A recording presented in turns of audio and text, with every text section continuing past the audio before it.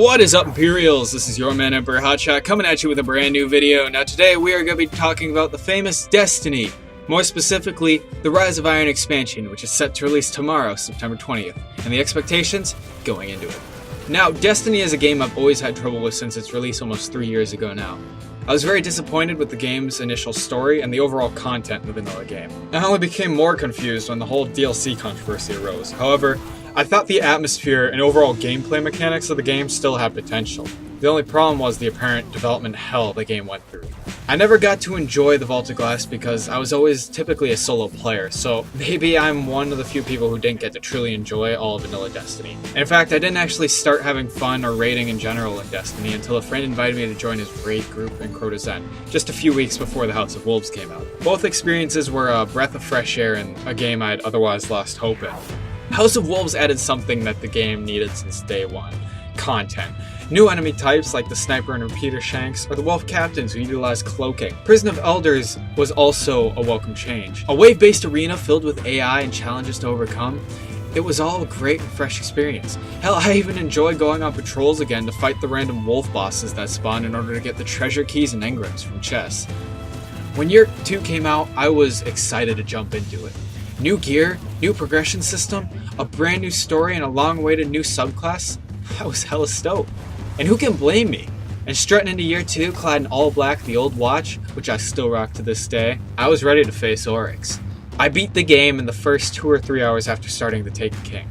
I immediately started to feel sorta like I did after beating the story Year 1, like there was nothing left. Though at the time, I hadn't realized immediately that the Taken War and the exotic weapon quest lines were available to me, but I still had already felt like I was sapped for content. And while I've not done the King's Fall raid yet to this day, I have completed all the other content, and I do still enjoy the game. It's guilty pleasure of mine, much like Call of Duty, which I guess is why I, like so many others, are excited for Rise of Iron.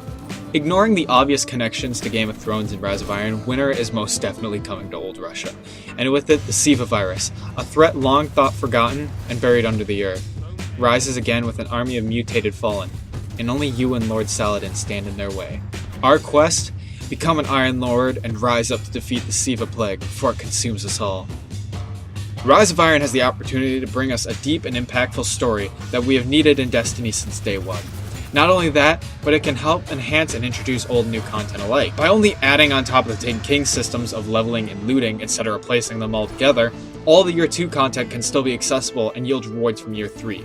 Weapons and armor from Year 2 will end up being added to the pool of armor Guardians can customize themselves with. From the Harrow gear of the King's Fall raid to the gear befitting an Iron Lord, every Guardian will feel more diverse and have their own story to tell. But what about the content we can't predict?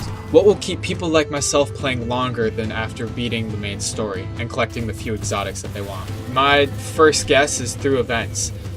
Things like Iron Banner would have gone completely under my radar in Year 2 had it not been for the sick-ass armor. And if they stick to giving events exclusive content rewards, that might bring people back. Weapons, armor, shaders, sparrows, if they just keep adding this exclusive awesome gear to each event, loot whores like myself will scramble back into the game every so often to try and get that gear.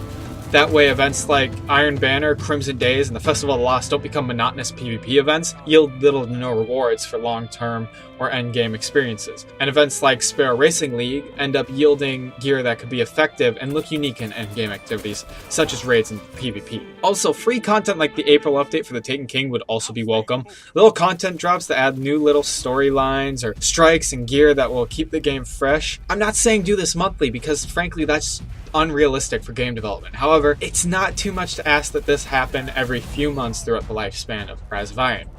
Finally, Bungie needs to do the thing every Destiny player wants. Upscale the old raids. Either bring the gear sets into Year 3 or design brand new ones. It feels like such a waste to have this perfectly good content rot away with the rest of vanilla Destiny. It only makes the most sense to bring them to Year 3 with updated enemy levels and difficulty.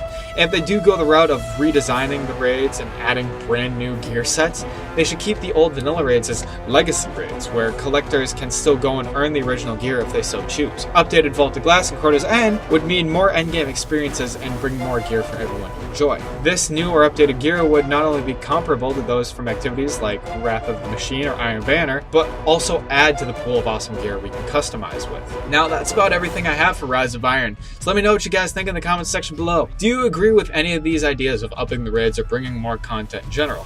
Or do you oppose them? Did I miss something you think should be added?